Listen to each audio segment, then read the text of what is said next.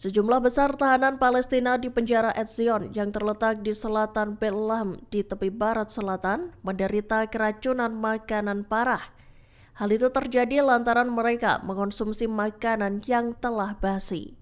Dikutip dari Tribun News, penjara tersebut diketahui menahan sekira 111 tahanan Palestina. Meski banyak yang mengalami keracunan makanan, tak ada satupun yang menerima perawatan medis. Komisi Urusan Tahanan Palestina melaporkan bahwa seorang pengacara yang mengunjungi 9 tahanan di pusat tahanan Etzion mengamati gejala keracunan yang serupa pada mereka. Para tahanan itu mengalami gejala nyeri perut, diare, muntah, lemas, wajah menguning, kehilangan cairan hingga tak mampu berdiri. Tak sedikit pula tahanan yang pingsan akibat kondisi ini. Dilaporkan makanan basi itu disediakan oleh administrasi penjara. Bukan pertama kali insiden serupa telah terjadi di penjara Etzion selama bertahun-tahun. Selain di Etzion, tahanan perempuan Palestina di penjara Daman juga menghadapi kondisi serupa. Mereka dipaksa menerima makanan tak layak konsumsi seperti roti berjamur dan humus basi.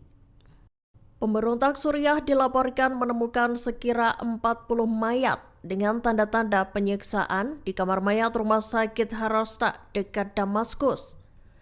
Mayat-mayat yang ditemukan pada Senin 9 Desember 2024 itu tampak dibungkus kantong dengan tulisan nomor dan nama. Puluhan jasad itu saling bertumpukan dengan kondisi mengenaskan. Dikutip dari Al Arabiya, sebagian mayat-mayat itu menyisakan tanda-tanda penyiksaan yang mengerikan. Darah berceceran, tubuh memar, serta mata dan gigi dicungkil.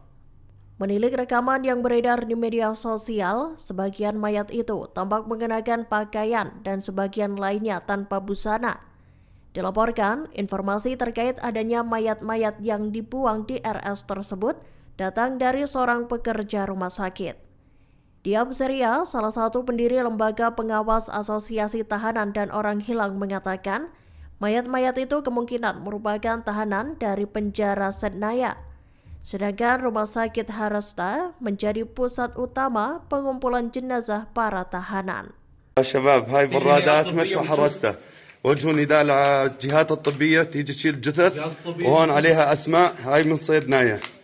حاليا نحن غرفة عمليات جنوب متواجدين بمشفى حرسته. مشفى حرسته هاي الجثث معبية هون. هاي البرادات تون معبية. البرادات معبية يا شباب هون. Militer Israel dilaporkan melakukan sekira 480 serangan ke Suriah selama 48 jam.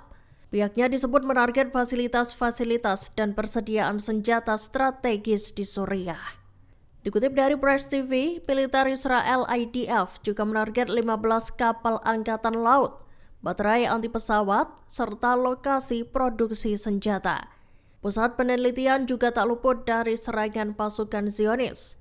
Di Latakia, sebuah kapal angkatan laut yang dilengkapi senapan mesin serta peluncur roket tampak setengah tenggelam. Selain itu, IDF juga menyerang bandara di Homs, Habisli, dan Damaskus, serta depot senjata dan lokasi militer strategis lainnya. Ratusan serangan tersebut dilesatkan IDF sejak jatuhnya pemerintahan Presiden Bashar al-Assad pada Minggu 8 Desember 2024. Israel berulang kali beralasan bahwa mereka melakukan serangan lantaran khawatir peralatan militer Suriah jatuh ke tangan pemberontak. Bentrok sengit antara Brigade Al-Quds dan pasukan Israel terjadi di pusat kamp Jabalia, jalur Gaza Utara. Operasi itu dilakukan Al-Quds sebagai bagian dari pertempuran Banjir Al-Aqsa. Rekaman bentrokan itu dibagikan lewat saluran Telegram mereka pada Selasa 10 Desember 2024. Di awal video, pejuang Al-Quds tampak menyusun rencana sebelum akhirnya mulai bergerilya. Mereka rupanya memata-matai tank Israel yang tengah beroperasi di area kamp pengungsian Jabalia.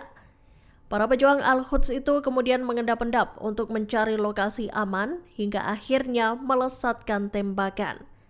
Peluru Al-Quds lantas membuat tank IDF itu seketika meledak dan dilalap api. termasuk tentara Israel yang mengoperasikan tank tersebut turut menjadi korban. Hal itu terbukti lewat rekaman yang menampilkan helm prajurit